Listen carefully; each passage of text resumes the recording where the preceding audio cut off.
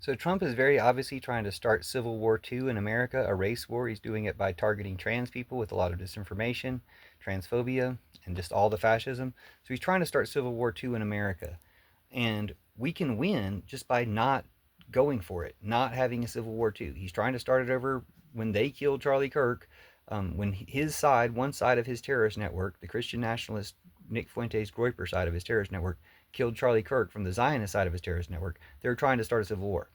Well, we didn't go for it. We didn't bite, and let's not bite. Let's never give in to their plan to start a civil war. Let's not do any violence. Let's just not have his civil war. Because if we can go through, however long he's in office, hopefully only a few more weeks or months, but however long Trump is around, if we just reject having a civil war, then we beat him. Because his whole plan is to have a civil war to keep us out of his master Putin's World War III, by having a civil war here that keeps us too busy. That's Putin's whole plan. So let's not let Putin have World War III either. Let's either defeat him really quickly or just keep breaking his plan apart, like in this case, not going for Trump's Civil War II.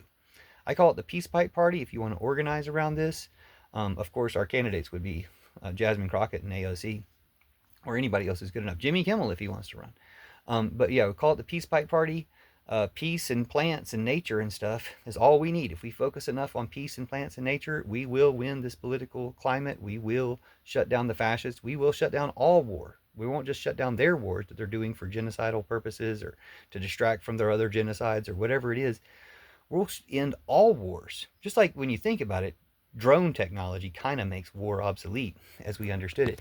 But we'll make all fighting and aggression and all that stuff obsolete. Peace Pipe Party. Check it out. Hashtag Peace Pipe Party. And let's overthrow these tyrants with peace.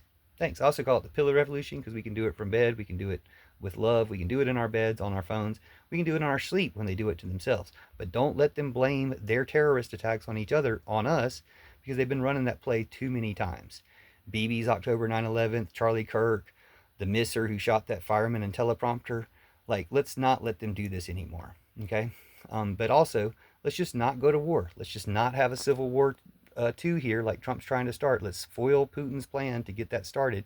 So far, just the fact that people didn't really like Charlie Kirk, or, you know, good people, Americans hated him enough to not let this happen. People have been talking it down. But mostly, Jimmy Kimmel was more of a martyr for getting fired than that asshole Charlie Kirk was when they shot him. So let's celebrate Jimmy Kimmel coming back and how we've beaten Trump. The American people in truth has beaten Trump. So let's keep that up. Let's keep winning until all the Trumpism is gone.